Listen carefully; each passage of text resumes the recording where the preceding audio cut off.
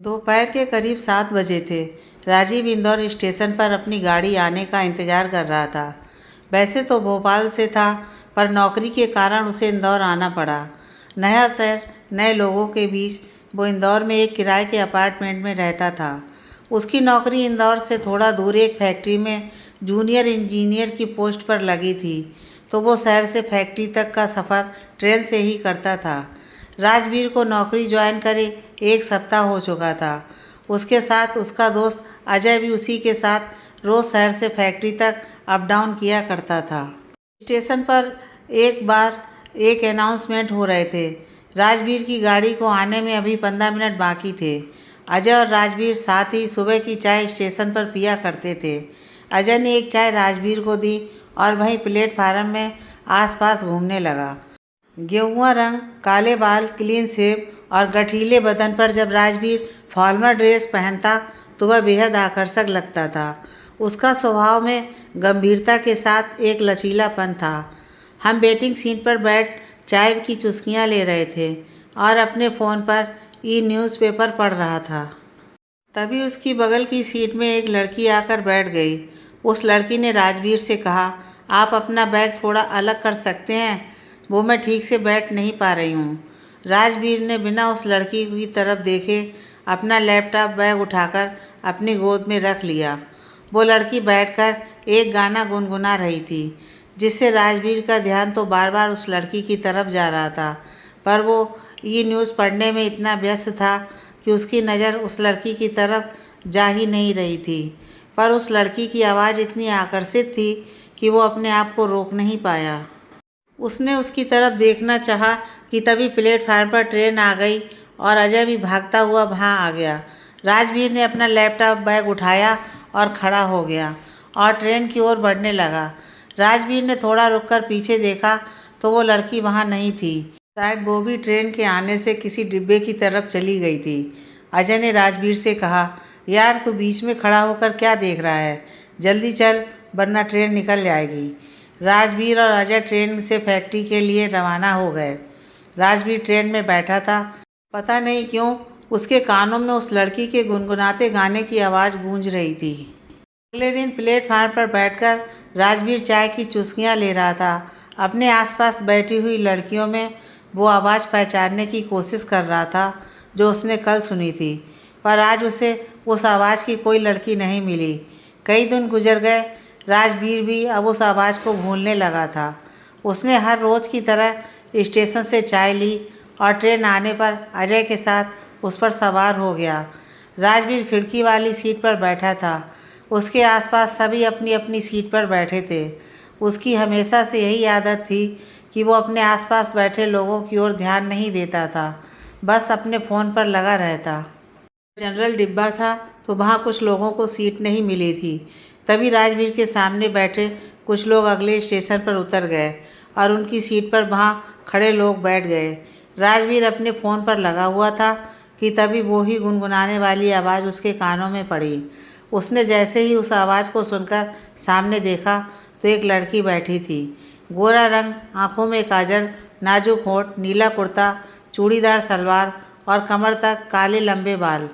वो खिड़की से बाहर ही देखकर गाना गुनगुना रही थी। ट्रेन की रफ्तार से अंदर आ रही हवाओं से उसके खुले बाल उसके गालों और होठों को छू रहे थे। राजवीर उसे एक नज़र के लिए बस देखता रह गया।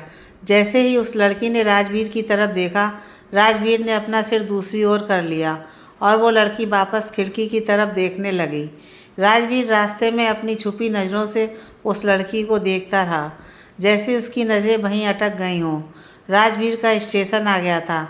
अजय ने उससे कहा, चल भाई, अपना तो स्टेशन आ गया, चल जल्दी उतरते हैं। राजवीर स्टेशन में उतर गया। ना जाने कि उसने पीछे मुड़कर देखा तो वो लड़की वहाँ नहीं बैठी थी। उसने सोचा शायद वो दूसरी तरफ से निकल गई होगी। राजवीर का फैक्ट्री में मन नहीं लग रहा था। उसे कभी उस लड़की के गुनगुनाने की आवाज़ गूंज रही थी तो कभी उसका आकर्षक चेहरा उसकी आंखों में छा रहा था। अगले दिन सुबह राजवीर जानबूझकर उसी जगह बैठ गया जहाँ पहली बार वो लड़की उसके करीब आकर बैठ गई थी, पर वो लड़की उस जगह नहीं आई। वह ट्रेन आने पर उसमें बैठ गया। आज राजवीर अपने फ़ोन से ज़्यादा आसपास के लोगों को देख रहा था, जैसे वो किसी को ढूंढ रहा हो। अजय ने मस्ती भरे अंदाज में उससे पूछा, क्या यार, आज तेरा फ़ोन ख़राब हो गया है क्या? क्या जो तू इधर उधर देख रहा है? राजवीर ने कहा, नहीं नहीं, चल रहा है। वो क्या है, आज नेटवर्क ठीक से नहीं चल रहा है। राजवीर कंपार्टमेंट में देखता रहा, पर आज उसे वो लड़की कहीं नहीं दिखी। वह अपने मन में कह रहा था, क्या मैं भी किसी को भी एक बार देख उसके लिए बेचैन हो रहा हूँ। ट्रेन में तो न जाने कितने लोग आते रहते हैं। कुछ दिन बीत गए। आज राजवीर स्टेशन पर या ट्रेन में उस लड़की का इंतज़ार नहीं कर रहा था। आज राजवीर ट्रेन में बैठा था, तभी वही लड़की उसके पास आई और बोली, आप थोड़ा खिसक सकते हैं, मुझे बैठना है। राजवीर ने उसे देखा और अपनी नज़रें झुकाता हुआ खिड़की की ओर सरक गया और वो लड़की उसके बगल में बैठ गई। राजवीर खिड़की की ओर सरक गया। उस लड़की के इतने नज़दीक होने से वो थोड़ा घबराया और हिचकिचाया हुआ था। उसकी इतनी भी हिम्मत नहीं हो रही थी कि उस लड़की को छुपी नज़र से एक बार देख ले। घबराहट के मारे उसके चेहरे से पसीना निकल रहा था। आज ट्रेन में भीड़ होने के कारण अजय को भी दूसरे कंपार्टमेंट में बैठना पड़ा था, तो राजवीर के पास कोई बात करने वाला भी नहीं था। राजवीर ने अपने व्यवहार को सामान रखने के लिए अपना फ़ोन निकाला और उसमें क्रिकेट मैच देखने लगा, पर उसकी घबराहट कम होने का नाम ही नहीं ले रही थी। कुछ देर बाद उस लड़की ने उससे कहा, स्कोर कितना हुआ है? उसकी बात सुनकर राजवीर उसकी तरफ देखने लगा और बोला, 150 पर 6। वो लड़की फिर बोली, आज तो लगता है गई इंडिया। राजवीर को उसकी बात सुन हंसी आ गई और थोड़ा समय के लिए वह अपनी घबराहट भी भूल गया। वो लड़की राजवीर को हंसता हुआ देख बोली, कहीं आप ये सोचकर तो नहीं हंस रहे कि मैं लड़की होकर क्रिकेट देखती हूँ? राजवीर ने मुस्कुराकर कहा, जी हाँ, मैं यही सोच रहा था, क्योंकि लड़कियाँ तो टीवी सीरियल देखा करती हैं, पर आपका स्कोर पूछना थोड़ा अलग लगा। उस लड़की ने मासूमियत से कहा, हाँ, कई लोग कहते हैं मैं अलग हूँ। वैसे क्या आप इसी ट्रेन में सफ़र करते हैं क्या? मैंने आपको कई बार देखा है इसमें।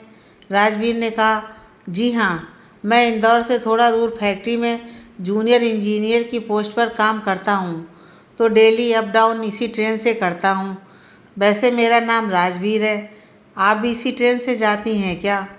उस लड़की ने चुलबुले अंदाज में कहा, हाँ, मैं इसी ट्रेन से सफ़र करती हूँ। वैसे मैं अनजान लोगों को अपने बारे में नहीं बताती हूँ, पर आप मुझे एक अच्छे इंसान लग रहे हैं। उस लड़की के इतना कहते ही राजवीर हंस पड़ा। वो लड़की फिर कहती है, मेरा नाम प्राची है। मैं इंदौर के सरकारी विद्यालय से एमएससी कर रही हूँ। इंदौर स्टेशन के बाद जो तीसरा हाल्ट है, वहाँ मेरा गांव है।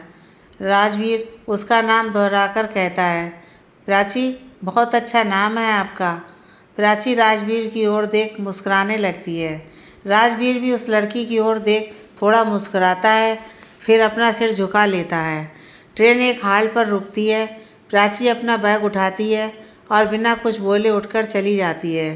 राजवीर उसे खिड़की से बाहर देखता है, पर वह स्टेशन पर कहीं नहीं दिखती। 12 दिन तक राजवीर को स्टेशन पर प्राची नहीं मिलती है। आज अजय राजवीर के साथ नहीं था। वह अपने घर गया था, तो आज राजवीर अकेला ही सफ़र कर रहा था। राजवीर ट्रेन में बैठा खिड़की से बाहर देख रहा था, तभी उसे एक आवाज़ आई, गुड मॉर्निंग राजवीर। राजवीर ने एकदम से मुड़कर देखा। प्राची बैठी थी। राजवीर ने आश्चर्य से कहा, आप कब आई? प्राची ने कहा, क्यों, डर गए क्या? और वो हंसने लगे। राजवीर ने कहा, अरे मैं क्यों डरने लगा? चुड़ैल भी मेरे पास आकर बैठ जाए तो भी मैं नहीं डरूँगा। प्राची हंस पड़ी और बोली, सोचिए, अगर मैं कोई आत्मा हूँ तो? राजवीर बोला, आप मजाक अच्छा करती हो यार। वैसे मैं भूत प्रेत में विश्वास नहीं करता। अच्छा, मैं एक बात पूछूं? आप जिस समय इंदौर से अपने घर के लिए लौटती हैं, उस समय तो कॉलेज के लगने का समय होता होगा, तो फिर आप कॉलेज कब जाती हो और आती कब हो? प्राची, दरअसल मुझे कॉलेज से लौटने में शाम हो जाती है, तो मैं अपनी सहेली के यहाँ रात रुककर सुबह की ट्रेन से घर चली जाती हूँ। इसी कारण मैं एक हफ्ता में 2 या 3 बार ही कॉलेज जाती हूँ। राजवीर, अच्छा, सही है। राजवीर और प्राची इस तरह पूरे रास्ते बात करते रहे। प्राची का स्टेशन आने पर प्राची ट्रेन से उतर गई। राजवीर अब प्राची की ओर एक लगाव सा महसूस करने लगा था। वह हर दिन प्राची के आने का इंतज़ार करने लगा। जिस दिन प्राची उससे मिलती वो दोनों पूरे रास्ते बातें करते रहते। अजय अपनी छुट्टियां बिताकर आ गया था तो वो दोनों साथ में बैठे हुए थे। राजवीर चारों ओर इस तरह देख रहा था जैसे किसी को ढूंढ रहा हो। अजय ने राजवीर को कभी इस तरह का बर्ताव करते नहीं देखा था।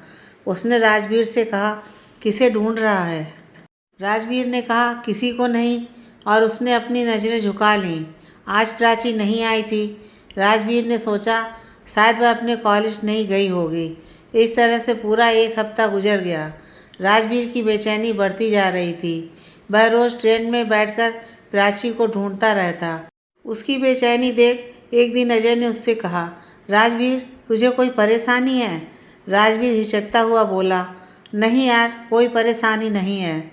अजय, देख यार, मैं तुझे रोज़ देखता हूँ, तू यहाँ वहाँ किसी को ढूंढता रहता है। कोई लड़की वड़की का चक्कर है क्या? राजवीर पहले सोचता है ना बताऊँ, पर वो अजय से प्राची के बारे में बता देता है। वो अजय से कहता है, हाँ यार, एक लड़की है प्राची, वो मुझे ट्रेन में मिली थी। वो इसी ट्रेन से तीसरे हाल पर पड़ने वाले गांव में उतरती है। बड़ी प्यारी है वो, हम सिर्फ ट्रेन में ही मिलते हैं, पर मुझे उससे एक अनजाना लगाव हो गया है। लगता है मैं उसे पसंद करने लगा हूँ। अजय राजवीर से उत्सुक होकर कहता है, अरे तो तूने उसका नंबर लिया और उसे अपने जज्बात बताए? राजवीर, नहीं, मैंने उससे ऐसी कोई बात नहीं की। अगर मैं उससे ऐसी कोई बात करूँगा तो वो मेरे बारे में क्या सोचेगी? अजय, शायद वो भी तुझे पसंद करती हो, बस तेरे कहने का इंतज़ार कर रही हो। तू एक काम कर, अब जब कभी वो तुझे मिले उससे बोल देना कि तू उसे पसंद करता है। राजवीर, पर एक हफ्ता हो गया है वो मुझे नहीं दिखी। मुझे उसके लिए चिंता हो रही है यार। अजय, अरे उसकी तबीयत खराब हो गई होगी, आ गया होगा थोड़ा बहुत बुखार। तू चिंता मत कर, आ जाएगी वो। राजवीर सोच रहा था कि आज प्राची आएगी तो मैं उससे उसके बारे में सब कुछ पूछ लूँगा। तभी प्राची अपना बैग लिए उसी कंपार्टमेंट में आकर खड़ी हो गई। प्राची और राजवीर की नज़रें एक दूसरे पर पड़ीं तो दोनों ने एक दूसरे को देखकर मुस्कुराया। राजीव ने अपने पास वाली सीट पर बैठे हुए शख्स से जगह देने के लिए कहा और प्राची को इशारे से बुला लिया। प्राची राजवीर के पास बैठ गई। उसने राजवीर से कहा, थैंक यू। राजवीर ने उससे कहा, बहुत दिन हो गए, आप दिखी नहीं। प्राची, हाँ, वो मेरी तबीयत ठीक नहीं थी, इसलिए मैं 2-3 दिन नहीं आई। परसों आई थी, पर दूसरे कंपार्टमेंट में थी। राजवीर, अच्छा, वो मैं। राजवीर हिचकिचाने लगता है। प्राची, कुछ पूछना चाहते हैं आप? राजवीर, हाँ, वो आप एमएससी कर रही हैं, राइट? प्राची ने सिर हाँ में हिलाया।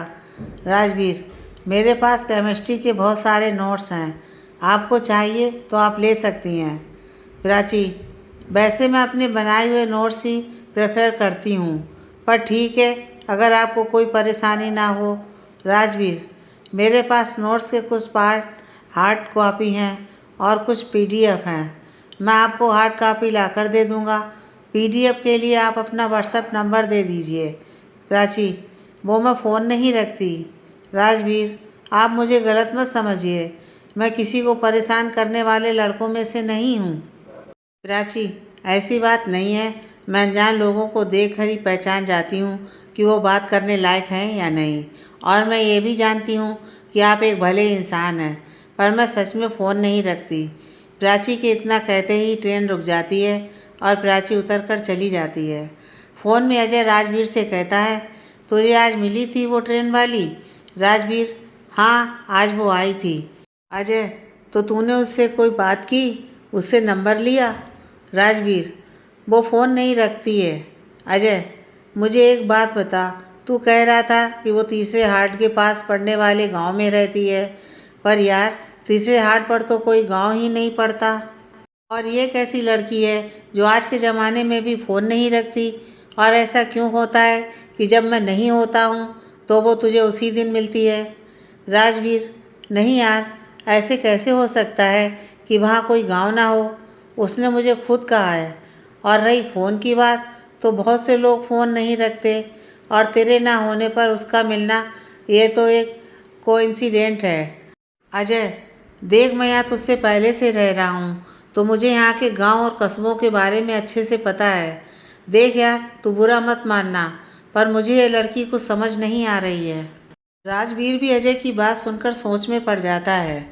वो अगले दिन जानबूझकर अजय से अलग कंपार्टमेंट में बैठ जाता है और प्राची का इंतज़ार करने लगता है। थोड़ी देर में ट्रेन चलने लगती है। तभी राजवीर को प्राची जल्दी जल्दी में ट्रेन में चढ़ती हुई दिखती है और ट्रेन के अंदर आ जाती है। वो राजवीर को देखकर उसके पास बैठ जाती है और कहती है, आज तो मेरी ट्रेन छूटते छूटते बच गई।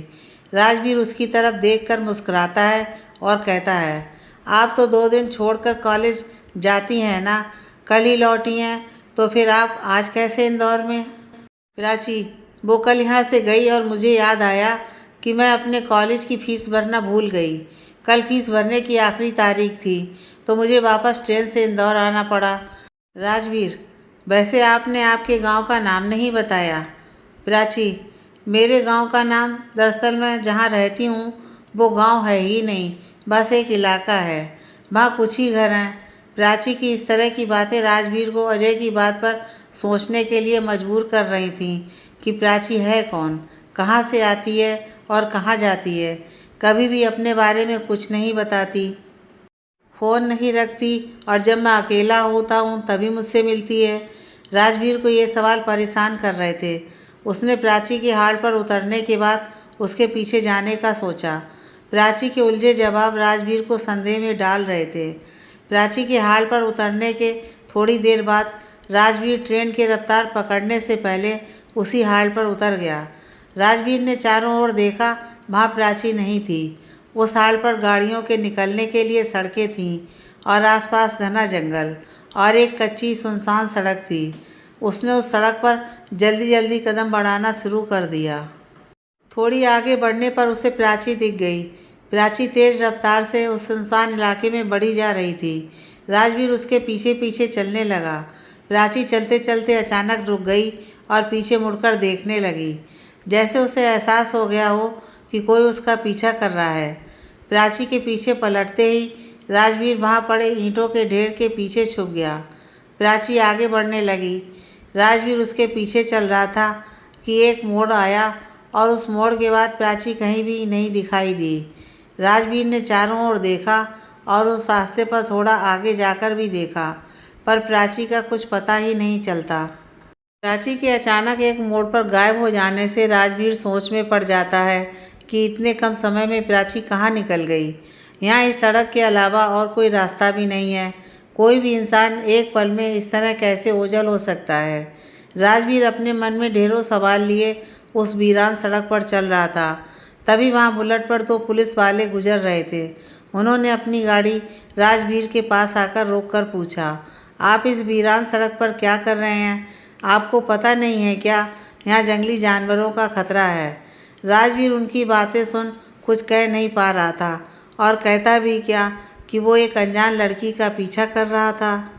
तभी उन पुलिस वालों ने कहा, शक्ल से तो शरीफ लग रहे हो, कहीं रास्ता तो नहीं भटक गए? हम छोड़ दें आपको? राजवीर ने कहा, जी हाँ, मैं रास्ता भटक गया हूँ, आप मुझे हाल तक छोड़ दीजिए। राजवीर उन पुलिस वालों के साथ हाल तक आ गया था और इंदौर जाने वाली अगली ट्रेन से इंदौर आ जाता है। राजवीर घर पहुंचकर अपना फ़ोन देखता है तो उसमें अजय की 25 मिस कॉल पड़ी थी। उसने अजय को कॉल बैक किया। अजय ने फ़ोन उठाकर कहा, राजवीर तू ठीक तो है ना? तू बीच रास्ते में कहाँ चला गया था और मेरा फ़ोन भी नहीं उठा रहा था? राजवीर, मैं ठीक हूँ, तू आज शाम मिल, मैं तुझे सब बताता हूँ। शाम को अजय राजवीर के घर आ जाता है और कहता है, अब बता भाई क्या हुआ है? राजवीर, मैंने आज प्राची का पीछा किया। अजय हंसकर, अरे यार तू तो बड़ा जेंटलमैन टाइप का इंसान है, तू कब से लड़कियों का पीछा करने लगा? राजवीर, ये तो मैं खुद समझ नहीं पा रहा हूँ कि मैंने ऐसा क्यों किया और मैं उसके पीछे क्यों चला गया। मैं तो बस उसके बारे में जानना चाहता था। अजय, तो कुछ पता चला उसके बारे में? राजवीर, मैं उसके पीछे कुछ दूर तक तो गया, पर वो एक मोड़ आने के बाद वो कहाँ चली गई कुछ पता ही नहीं चला। अजय, कहाँ गई मतलब गायब हो गई थी क्या? देख, मैं तुझसे पहले भी कह चुका हूँ ये लड़की अजीब है, और तू ऐसे कैसे किसी अनजान लड़की के पीछे निकल गया? ये बहुत खतरनाक है। और वो तेरी है कौन जो तू उसके पीछे भागता फिर रहा है? राजवीर, मुझे नहीं पता कि वो मुझे इतनी अपनी सी क्यों लगती है कि मैं उसके पीछे भागता फिर रहा हूँ। उसकी उलझी बातें मुझे परेशान करती हैं, तो उसे और जानने के लिए दिल करने लगता है। उसके साथ रहकर उससे बातें करके मेरे मन को अजीब सा चैन मिलता है। मैं नहीं जानता ऐसा क्यों हो रहा है मेरे साथ। अजय राजवीर को समझाते हुए कहता है, सुन, अब तू परेशान मत हो। उस इलाके के कुछ लोग मेरी पहचान के हैं। मैं उनसे कहता हूँ प्राची का पता लगाने के लिए, और तू मेरी बात ध्यान से सुन। तू आज के बाद पागलों की तरह उस लड़की के पीछे नहीं जाएगा। राजवीर अजय की बात पर हामी भरता है। उस दिन के बाद से करीब 1 महीना बीत जाता है। प्राची राजवीर को स्टेशन पर नहीं मिल रही थी, जिससे राजवीर गुमसुम और उदास रहने लगा था। एक दिन राजवीर फैक्ट्री जाने के लिए ट्रेन में बैठा था। वह उठकर वहाँ से जाने लगा तो उससे अजय ने पूछा, कहाँ जा रहा है? राजवीर ने हंसकर कहा, वो थोड़ा दरवाजे तक, मैं अभी आता हूँ ना, तू चिंता मत कर। राजवीर ट्रेन के डिब्बे के दरवाजे के पास खड़ा था और बाहर देखते हुए सोच रहा था। कम से कम पहले प्राची से मुलाकात तो हो जाती थी, उससे थोड़ी ही सही मैं बातें तो कर लेता था, पर उस दिन के बाद से तो वो आज तक नहीं दिखी। मुझे उसके पीछे नहीं जाना चाहिए था। राजवीर ऐसा सोच ही रहा था कि उसके कानों में एक आवाज़ आई, हेलो राजवीर। राजवीर ने चौंक कर देखा तो पीछे प्राची खड़ी थी, हाथ में बैग, गुथी हुई चोटी, चूड़ीदार सूट और चेहरे पर वो प्यारी सी मुस्कान के साथ। राजवीर खुश होकर, अरे प्राची, तुम? प्राची, हाँ मैं। क्यों, मुझे नहीं आना चाहिए था? और वो हंसने लगी। राजवीर, अरे नहीं, वो तुम बहुत दिनों के बाद दिखी हो ना, इसलिए मैंने ऐसा कहा। प्राची, अरे हाँ, वो मेरे एग्ज़ाम आने वाले हैं, तो आजकल मैं घर पर ही रहकर पढ़ाई कर रही हूँ, तो कॉलेज जाना कम ही होता है। राजवीर, अच्छा, पर अचानक आकर चौंकाने की ये आदत बहुत बुरी है तुम्हारी। राजवीर ने मुस्कुराकर कहा। प्राची, और किसी लड़की का पीछा करना, ये बात भी तो बुरी है। राजवीर सुनकर हिचकिचा गया और बोला, आई एम सॉरी, मैं ऐसा नहीं करना चाहता था। तुम प्लीज़ मुझे गलत मत समझना। प्राची, मैं जानती हूँ कि आपका इरादा गलत नहीं है, पर मैं आपसे ये कहना चाहती हूँ कि आप अब कभी भी मेरे पीछे मत आना और ना ही मेरे बारे में जानने की कोशिश करना। आपका ऐसा करना आपके लिए ही ठीक नहीं होगा, इसलिए आप मेरे नाम के अलावा कुछ और ना ही जाने तो आपके लिए बेहतर होगा। इतना कहकर प्राची वहाँ से जाने लगी। राजवीर ने उसका हाथ पकड़कर उसे रोका और कहा, मैं तुमसे बहुत प्यार करता हूँ प्राची। प्राची राजवीर की ओर देखने लगी, उसकी आंखें नम हो गई थीं। उसने राजवीर से कहा, आज के बाद आप मुझसे मिलने की कोशिश मत कीजिएगा। प्राची वहाँ से चली गई। राजवीर उससे कुछ कह भी नहीं पाया। राजवीर को अफसोस हो रहा था कि उसे इतनी जल्दीबाजी नहीं करनी चाहिए थी। शाम को फैक्ट्री से आने के बाद वह अपने घर में बैठा था, तभी अजय आया। अजय ने अपने फ़ोन में एक तस्वीर दिखाते हुए कहा, क्या ये है तेरी प्राची? राजवीर ने उसका फ़ोन अपने हाथों में लिया और बोला, हाँ यार, पर तुझे कहाँ से मिली उसकी तस्वीर? अजय ने कहा, मैंने उस हॉल पर रहने वाले कुछ लोगों से पता करवाया था। वो प्राची के घर गए थे। उसके पिता स्टेशन मास्टर हैं और उसका नाम प्राची चतुर्वेदी है। राजवीर अजय की बात सुनकर खुश हो जाता है। फिर अजय कहता है, असल बात यह है कि जिस लड़की से तू इतने दिनों से मिलने की बात कर रहा था, उसे मरे 4 साल हो गए हैं। राजवीर अजय के मुंह से यह बात सुनता है तो उसके पैरों तले ज़मीन खिसक जाती है। राजवीर स्तब्ध रह जाता है और वहीं ज़मीन पर बैठ गया। अजय उसे अपने आप को संभालने के लिए कहता है। राजवीर कुछ देर के लिए स्तब्ध रह गया, लेकिन उसका मन नहीं मान रहा था कि जिससे वो इतने दिनों तक मिलता रहा, बात करता रहा, वो एक आत्मा है। राजवीर का दिल अजय की बात पर विश्वास करने से इनकार कर रहा था, पर अजय के पास सबूत थे। उसे कुछ भी समझ में नहीं आ रहा था। राजवीर की हालत देख अजय ने कहा, सुन राजवीर, तू आराम कर और कुछ दिनों के लिए फैक्ट्री से छुट्टी ले ले। मैं तुझे कल एक बाबा के पास ले जाऊंगा, जिससे वो आत्मा तेरे पास भटकेगी भी नहीं। राजवीर ने कहा, नहीं भाई, मैं इन सब बातों पर विश्वास नहीं करता। तेरा बहुत शुक्रिया कि तू मेरे लिए इतना सब सोच रहा है, पर मैं ये बाबा वगैरह के पास नहीं जाऊंगा।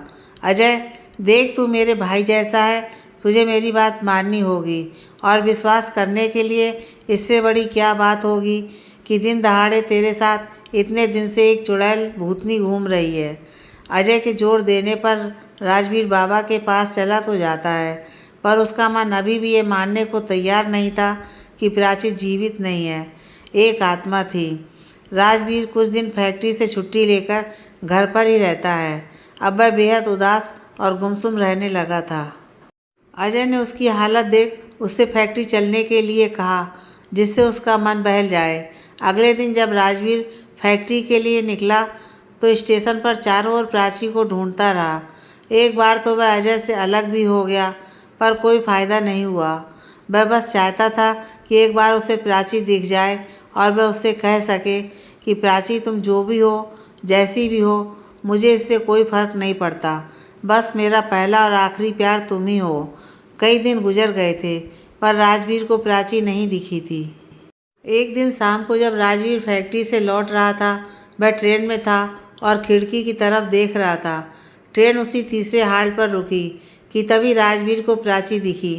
वो बिना कुछ सोचे समझे ट्रेन से उतर गया।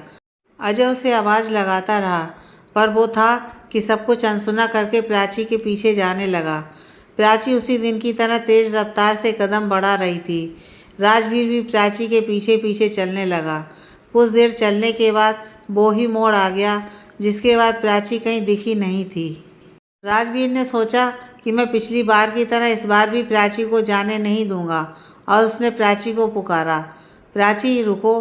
जैसे ही प्राची ने पीछे मुड़कर देखा, राजवीर को अपने सिर पर कुछ भारी चीज़ लगने का एहसास हुआ और उसकी आंखों के सामने अंधेरा छाने लगा और उसके सामने से प्राची का चेहरा ओझल होने लगा। थोड़ी देर बाद उसकी आंख खुली। उसने देखा कि वो घर के लिविंग रूम में है। उसके सिर का पिछला हिस्सा बहुत दुख रहा था। जैसे ही वो उठा, उसने देखा उसके सामने प्राची की तस्वीर है, जिस पर हार लटका है। राजवीर अपनी आंखों के सामने प्राची की तस्वीर देख सन्न रह गया। वो एक टक बस उसी तस्वीर को देख रहा था। तभी उसे एक आवाज़ सुनाई दी, ये लीजिए, पानी पी लीजिए। उसने चौंक कर दूसरी तरफ देखा तो प्राची हाथ में गिलास पकड़े खड़ी थी। राजवीर को कुछ समझ नहीं आ रहा था। प्राची ने गिलास टेबल पर रखा और पास के सोफे पर बैठ गई। राजवीर उससे कुछ कह पाता, तभी अंदर से कमरे से एक अधेड़ उम्र के शख्स निकल कर आए। उन्होंने राजवीर की तरफ देखकर प्राची से कहा, इन्हें होश तो आ गया है, पर अब आगे क्या करना है? अगर इनकी वजह से उन्हें खबर हो गई कि तुम जिंदा हो तो बहुत परेशानी खड़ी हो जाएगी। प्राची चिंता भरी नज़रों से उस शख्स से कहती है, पर अंकल मैं करती भी क्या? नीरज भाई ने इतना तेज़ सर पर वार किया था, जिसकी वजह से इनके सर से खून बहने लगा था। इन्हें मैं उस जंगल में अकेला कैसे छोड़ सकती थी, इसलिए मैं इन्हें यहाँ ले आई। वहीं कमरे में एक 28-29 साल का लड़का नीरज खड़ा था। वह बोला, मैंने तो इस प्राची से कहा था इस लड़के को वहीं छोड़ दो, पर इस बेवकूफ़ को तो खुद से ज़्यादा दूसरों की फिक्र जो रहती है ना। ले आई इस मुसीबत को अपने साथ। प्राची और अन्य दो शख्स आपस में बातें किए जा रहे थे। वो दोनों शख्स प्राची को इस बात पर डांट रहे थे कि वो राजवीर को अपने साथ ले आई थी। राजवीर को उन लोगों की बातें समझ नहीं आ रही थीं। राजवीर ने उनसे पूछने की कोशिश की, पर उन्होंने उसकी बात का ध्यान नहीं दिया। तो राजवीर ने आवाज़ को ऊंचा करके कहा, क्या कोई मेरे सवाल का जवाब देगा? वो तीनों शांत हो गए और राजवीर की ओर देखने लगे। राजवीर ने फिर कहा, पहले तो आप मुझे ये बताएं कि ये सब क्या हो रहा है? एक और प्राची के यहाँ सामने बैठी है और दूसरी ओर लोग कह रहे हैं कि इसे मरे 4 साल हो गए हैं। और कौन लोग हैं जिसको पता चल जाएगा कि प्राची जिंदा है? प्राची के अंकल ने कहा, मैं तुम्हारे सारे सवालों का जवाब दूंगा। बस तुमसे इतनी गुजारिश है कि आज के बाद प्राची की चर्चा तुम किसी से नहीं करोगे। राजवीर: जी, आप इस बात से निश्चिंत रहिए, प्राची के अंकल ने कहा। प्राची मेरे दोस्त नवीन की बेटी है। नवीन और उसका पूरा परिवार रामपुर में रहा करता था। नवीन एक नामी खानदान से था। रामपुर में उसकी बहुत सी जायदाद थी। वहाँ और भी कई अमीर व्यक्ति थे, जिनमें से एक के साथ नवीन की ज़मीन का मसला बरसों से चल रहा था। इस रंजिश के चलते उन लोगों ने रातों रात नवीन के परिवार पर हमला कर दिया और नवीन, उसकी पत्नी और उसके 22 वर्षीय बेटे की हत्या कर दी, राजवीर ने कहा। और प्राची? इस पर प्राची के अंकल ने कहा, प्राची खुशकिस्मत में उस रात मेरे घर आई थी, तो उस दिन यह बच गई, पर कुछ दिनों बाद वो प्राची को भी ढूंढते हुए मेरे यहाँ आ गए। मैंने उनसे प्राची की मौत का बहाना बनाया कि प्राची ने अपने परिवार की मौत के बाद खुदकुशी कर ली। तब से प्राची मेरे पास है और दुनिया के लिए मरी हुई है। राजवीर ने कहा, तो आपने पुलिस से मदद क्यों नहीं ली? प्राची के अंकल ने कहा, पुलिस की कार्रवाई हुई थी, पर उन्होंने अपने किसी आदमी को पैसे देकर सारा इल्ज़ाम उसी से कबूल करवा लिया और खुद बच निकले। राजवीर: तो प्राची इस तरह से कब तक छुपती रहेगी? अभी तो उसकी पूरी ज़िंदगी पड़ी है, नीरज ने राजवीर से गुस्से में कहा। उसकी ज़िंदगी बचाने के लिए ही हमने उसे छुपाया है और तुम आ गए उसकी ज़िंदगी में मुसीबत बनकर। राजवीर: आप प्लीज़ मुझ पर विश्वास कीजिए, मैं कभी भी प्राची के साथ बुरा नहीं होने दूंगा। राजवीर प्राची से कहते हैं, लेकिन प्राची, तुम मुझसे तभी क्यों मिलती थी जब मैं अकेला होता था, और उस दिन अचानक से मोड़ पर गायब हो गई थी, और कॉलेज में तुम्हें तो लोग जानने ही लगे होंगे फिर? प्राची: दरअसल आपके साथ आपके दोस्त होते थे, इसलिए जब वो आपके साथ होते थे तो मैं उस कंपार्टमेंट में आपको देखने के बाद भी वहाँ नहीं बैठती थी, और जिस दिन आप मेरे पीछे आ रहे थे उस दिन मैंने आपको देख लिया था, इसलिए मैं झाड़ियों में जाकर छिप गई थी। और रही बात कॉलेज की, तो कॉलेज में मेरा नाम आराधना शर्मा है, इसलिए वहाँ प्राची को कोई नहीं जानता। नीरज प्राची से कहता है, पर तुझे इस मुसीबत से मिलने का क्या ज़रूरत थी? मैंने तुझसे कहा था ना, सीधे घर आया कर और जाया कर, किसी अनजान से बात मत किया कर। राजवीर: आप लोग प्लीज़ प्राची पर गुस्सा मत कीजिए, दरअसल मैं भी रामपुर से हूँ, तो आप मुझे उनका नाम बताइए जिसने ये सब किया है। मैं प्राची को और उसके परिवार को इंसाफ दिलाने के लिए जी जान लगा दूंगा। नीरज: मुझे तुम पर रत्ती भर भी विश्वास नहीं है, और तुम जानते भी हो वो लोग कितने खतरनाक हैं। तुम्हारी इन बेवकूफ़ियों की वजह से मेरी बहन खतरे में पड़ी तो मैं तुम्हारी जान ले लूँगा। फिर नीरज ने प्राची के अंकल से कहा, पापा, आप इसकी बात पर विश्वास मत करना, मैं जानता हूँ इसके जैसे लड़कों को। प्राची के अंकल ने कहा, तुम शांत हो जाओ नीरज। देखो राजवीर, तुम शरीफ घराने के लगते हो, तुम इन सब झंझट में मत पड़ो। प्राची से वैसे भी बहुत कुछ छीन चुका है, अब ये सब फिर से उजागर करके हम उसकी ज़िंदगी उससे नहीं छीन सकते, और तुम उनका सामना नहीं कर पाओगे। तुम प्राची की ज़िंदगी से दूर चले जाओ। राजवीर: पर अंकल, मैं ये प्राची की भलाई के लिए करना चाहता हूँ। प्राची के अंकल: तुम समझने की कोशिश करो और यहाँ से चले जाओ, और अगर तुम प्राची के लिए कुछ करना चाहते हो तो इस बात की चर्चा किसी से मत करना। प्राची के घर वाले राजवीर को जाने के लिए मजबूर कर देते हैं और राजवीर वहाँ से वापस आ जाता है। अब राजवीर के मन में अपने विश्वास के जीतने की खुशी थी। अब वह सिर्फ फैक्ट्री में जूनियर इंजीनियर की पोस्ट पर काम करने वाला राजवीर नहीं रहा था।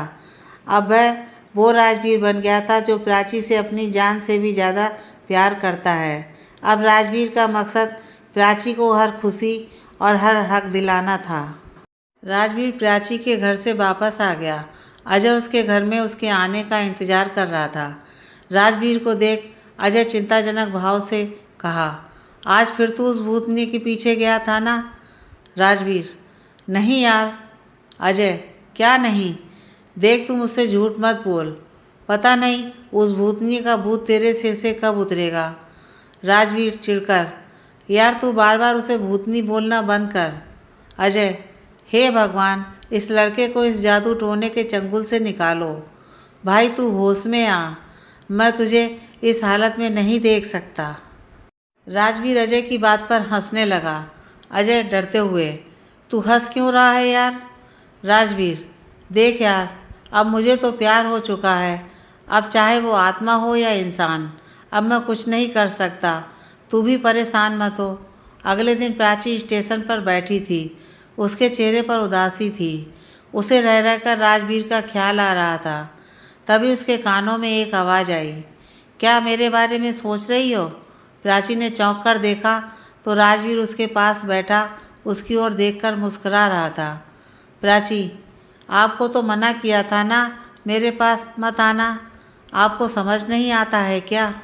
राजवीर, मैं कहाँ तुम्हारे पास आया, मैं तो स्टेशन आया हूँ। वैसे भी मैं भूतों के पीछे नहीं जाता। प्राची अपनी एक भौं उठाते हुए, अच्छा, तो इस भूत के पीछे 2 बार क्यों गए थे? और आज के बाद से मुझे भूत भूत मत बोलना। राजवीर मुस्कुराकर, वैसे एक बात बोलूं, जब तुम अपनी एक भौं उठाकर बात करती हो ना, कयामत लगती हो। सॉरी, मेरा मतलब और भी खूबसूरत लगती हो। प्राची चिढ़कर, क्या? मुझे बिल्कुल भी पसंद नहीं है कोई मुझसे इस तरह की बातें करे। राजवीर, अरे सॉरी यार, मैं बस मजाक कर रहा था। वैसे भी भूत कहाँ सुंदर होते हैं। प्राची चिढ़कर, मैंने आपसे कहा ना, मुझे भूत मत बोलना और मुझे नहीं सुनना आपकी ये बकवास बातें। प्राची अपना बैग उठाती है और वहाँ से जाने लगती है।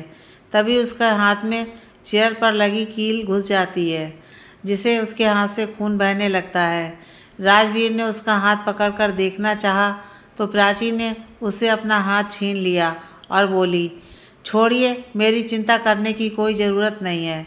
राजवीर ने उसका हाथ खींचा और अपनी जेब से रुमाल निकालकर उसका खून पोंछने लगा। जब प्राची ने उसे रोका तो राजवीर ने कहा, एकदम चुप, मुझे गुस्सा मत दिलाना। प्राची राजवीर को देख रही थी कि इतनी सी चोट लगने पर वह कितना परेशान हो रहा है। उसकी आंखें नम हो गईं। प्राची, मत करो मेरी इतनी चिंता। मेरे लिए अपनी ज़िंदगी, अपना समय बर्बाद मत करो। मैं आपके लायक नहीं हूँ। मुझे डर लगता है कि मेरी वजह से आपको कोई परेशानी ना हो जाए। राजवीर, मैं तुम्हें एक बात बार बार नहीं समझा सकता कि मैं तुमसे प्यार करता हूँ और मेरे लायक कौन है और कौन नहीं, इसका फैसला लेने वाली तुम कौन होती हो? हाँ, तुम अपना देखो कि कौन तुम्हारे लायक है। प्राची राजवीर की ओर उदासी से देखने लगती है। प्राची, आपको पता है, मुझे किसी ने बताया था कि हम जिसके सबसे ज़्यादा करीब हो जाते हैं वो हमसे दूर हो जाते हैं। मेरे सबसे करीब मेरा परिवार था और वो मुझसे दूर चला गया। इसलिए मुझे डर लगता है किसी के भी करीब जाने से। और प्राची की आंखों में आंसू आ गए। राजवीर ने प्राची की हथेलियों को अपने हाथ में लिया और उसके आंसू पोंछते हुए कहा, मैं तुम्हारे परिवार को तो वापस नहीं ला सकता, पर वादा करता हूँ इन आँखों में एक भी आंसू नहीं आने दूंगा। मैं तुम्हें वो सारे हक वापस दिलाऊंगा जिससे तुम इस दुनिया में अपनी पहचान के साथ जी सको। इसलिए मैं रामपुर जा रहा हूँ। प्राची उसकी ओर देखती रही और राजवीर जाने लगा। तभी प्राची ने राजवीर को पुकारा, राजवीर। राजवीर ने पीछे मुड़कर देखा तो प्राची ने मुस्कुराते हुए कहा, मेरा फ़ोन नंबर नहीं लेंगे आप? राजवीर, पर तुम तो फ़ोन नहीं रखती थी ना? प्राची, फ़ोन तो रखती हूँ, बस मेरा नंबर मेरे अपनों के पास ही होता है। राजवीर खुशी से प्राची की ओर देख रहा था। खुश भी क्यों ना होता, प्राची ने उसे इनडायरेक्टली अपना जो कहा था। अगले दिन राजवीर अपने घर रामपुर की ओर रवाना हो गया। रामपुर में राजवीर का परिवार बहुत ही संपन्न और प्रतिष्ठित था। वो ज़रूरतमंद लोगों की मदद भी किया करते थे। राजवीर के पिता बहुत ही शांत स्वभाव के और कर्मनिष्ठ थे। वे चाहते थे कि राजवीर खुद की मेहनत से अपना नाम करे। इसलिए उन्होंने राजवीर को बचपन में ही घर से दूर ननिहाल भेज दिया था। उसके राजवीर के घर लौटने पर उसकी माँ और पिता बहुत खुश थे। राजवीर के पिता को उस पर गर्व हो रहा था कि राजवीर अब अपने पैरों पर खड़ा होकर लौटा है। शाम के खाने के बाद राजवीर के पिता और राजवीर बगीचे में टहल रहे थे। राजवीर के पिता, और सब कैसा चल रहा है? अब तो तुम पढ़े लिखे नौकरी पेशा व्यक्ति बन गए हो। राजवीर, हाँ पापा, सब ठीक ही है। राजवीर के पिता, तुमसे एक बात करनी थी। राजवीर, जी बोलिए ना। राजवीर के पिता, वैसे हम तुमसे कुछ दिनों के बाद बात करने वाले थे, पर अब जब तुम आ गए हो तो दरअसल अब तुम बड़े हो गए हो, अच्छा कमाते भी हो, और मैं और तुम्हारी माँ ये चाहते हैं कि तुम अपना घर बसाकर हमें चिंता मुक्त कर दो। हमने तुम्हारे लिए बहुत अच्छी लड़की देख रखी है। राजवीर: पर पापा, मैं अभी शादी नहीं कर सकता, मुझे अभी बहुत से काम हैं जिन्हें पूरे करना है। राजवीर के पिता: बेटा, तुम मुझसे एक बार मिल लो, अगर पसंद ना आए तो मत करना। राजवीर: सॉरी पापा, पर मैं किसी से भी मिलना नहीं चाहता, अगर आप मुझ पर ज़्यादा जोर देंगे तो मैं कल ही वापस चला जाऊंगा। राजवीर की बात सुन उसके पिता शांत हो जाते हैं। अगले दिन से ही राजवीर उन लोगों के खिलाफ सबूत इकट्ठा करने लगा जिन्होंने प्राची के परिवार को मारा था। उसने केस रीओपन करवाया। राजवीर रामपुर के कई लोगों से मिला जिनका नाम उस केस से जुड़ा हुआ था। उसने वो हर तरीका अपनाया जिससे उसे मदद मिल सके। राजवीर ने अपने पिता के साथ उनके कार्य क्षेत्र जाना शुरू किया, जिससे वह कई लोगों से संपर्क बढ़ाने लगा। अपने पिता की रामपुर में पहचान होने के कारण उसे बहुत मदद भी मिली। आखिरकार राजवीर एक ऐसे व्यक्ति से मिला जिसके पास उसे कुछ पक्के सबूत मिले, जिससे प्राची को और उसके परिवार को इंसाफ मिल सकता था, और वह रामपुर से प्राची के घर की ओर रवाना हो गया। राजवीर को देख नीरज ने गुस्से से कहा, राजवीर, तुम फिर आ गए? अरे तुम्हें समझ नहीं आता क्या? कौन सी भाषा समझोगे यार? तुम क्यों मेरी बहन की ज़िंदगी खतरे में डालने पर तुले हो? राजवीर के घर आने पर अंदर से प्राची भागती हुई बाहर आई। एक पल के लिए उसकी नज़रें राजवीर से मिलीं, पर नीरज की आंख दिखाने पर उसके कदम वहीं थम गए और वह वहीं खड़ी हो गई। जब प्राची के अंकल ने देखा कि राजवीर आया है तो उन्होंने बड़ी ही विनम्रता से राजवीर को बैठने के लिए कहा। राजवीर बैठ गया। अंकल, बेटा, तुम नीरज की बात का बुरा मत मानना, उसे तो अपनी बहन के अलावा कुछ और नहीं दिखता, और वो सही भी है। तुम्हारे इस तरह प्राची से मिलने से प्राची को परेशानी हो सकती है। राजवीर: अंकल, मैं प्राची से नहीं, आपसे मिलने आया था। मुझे आपसे प्राची के परिवार के साथ हुए हादसे के बारे में कुछ पूछना था। अंकल: पर बेटा, मैं तुम्हें पहले ही सब बता चुका हूँ, फिर भी पूछो जो तुम्हें पूछना है। राजवीर: आपने बताया था कि प्राची के पिता का ज़मीन के पीछे किसी व्यक्ति से झगड़ा था, तो वो शख्स कौन था? अंकल: कल्याण सिंह। हाँ, कल्याण सिंह नाम था, बहुत ही दबदबा है वहाँ उसका। तुम भी तो रामपुर से, तुम्हें तो पता ही होगा। राजवीर: जी, मैं रामपुर से हूँ, पर मेरी परवरिश भोपाल में हुई है, तो मुझे वहाँ के लोगों के बारे में ज़्यादा नहीं जानता। और आपने बताया था कि वो किसी और को फंसाकर बच निकला था। अंकल: हाँ बेटा, मैंने अभी बताया ना तुमसे, उसका बहुत दबदबा है, तो उसने अपने नौकर को फंसा दिया था। राजवीर: पर अंकल, मामला तो ज़मीन का था। ये बात मुझे समझ तो आई कि उसने गुस्से में हत्या करवा दी होगी, पर वो लोग प्राची को क्यों मारने आए? अंकल: अरे बेटा, प्राची उनकी जायदाद की आखिरी हकदार है, इसलिए। राजवीर: पर आप तो प्राची के लिए केस लड़ सकते थे, और सबसे अच्छी बात यह थी कि प्राची के रहते ये केस आगे भी बढ़ सकता था। अंकल: हाँ, पर वो बहुत ही खतरनाक लोग थे, तो मैं कहाँ तक उनका सामना कर पाता। प्राची: तुम मेरे अंकल से ऐसी बात क्यों कर रहे हो राजवीर? मैंने खुद उन गुंडों को मुझे ढूंढते हुए घर आते देखा था। अंकल ने तो पुलिस कंप्लेन भी की थी, और आप जानते क्या हो उनके बारे में। मेरे पापा के बाद उन्होंने ही मुझे संभाला है। राजवीर: अरे रुको रुको प्राची, मैं सब बताता हूँ। मैंने तुमसे बताया था कि मैं रामपुर जा रहा हूँ, तो वहाँ मैंने तुम्हारे परिवार के केस को रीओपन करवाया। मैंने उसकी फाइल भी देखी, उसके वकील से भी मिला था, तो उस केस में जैसा कि अंकल कह रहे हैं कि इन्होंने कंप्लेन दर्ज कराई है, तो इनका नाम कहीं भी नहीं था। प्राची ये सुनकर अंकल की ओर देखने लगी। राजवीर ने अपने बैग से एक फाइल निकाली जिसमें कुछ पेपर्स थे। उसने एक पेपर प्राची को दिया। वह पेपर एक गन स्टोर का बिल था, जहाँ से हैंडगन पिस्टल की गोलियाँ ली गई थीं। उस पर लाइसेंस नंबर और खरीदार के नाम की जगह प्राची के पिता का नाम था, पर सिग्नेचर प्राची के अंकल का था। प्राची: तो इससे क्या बताना चाहते हैं आप राजवीर? अंकल मेरे पापा के दोस्त थे, तो वो उनके हर सामान का यूज़ किया करते थे, तो इससे क्या? राजवीर: यह तो अंकल ही तुम्हें बताएंगे। तुम्हारे परिवार का इल्ज़ाम जिस पर लगा है उससे मैं मिला था। उसने पहले तो कुछ नहीं बताया, पर बाद में उसने मुझे उसी प्रॉपर्टी के पेपर्स दिखाए जिस पर विवाद था। इस फाइल का चौथा पेज देखो, उसमें तुम्हारे साइन हैं और लिखा है कि तुमने यह प्रॉपर्टी उस आदमी के नाम कर दी है। प्राची ने राजवीर के बताए अनुसार पेपर देखा। प्राची कुछ भी कह नहीं पा रही थी और फाइल के सभी पन्ने पलटकर देख रही थी, जिसमें सारे सबूत अंकल के खिलाफ थे।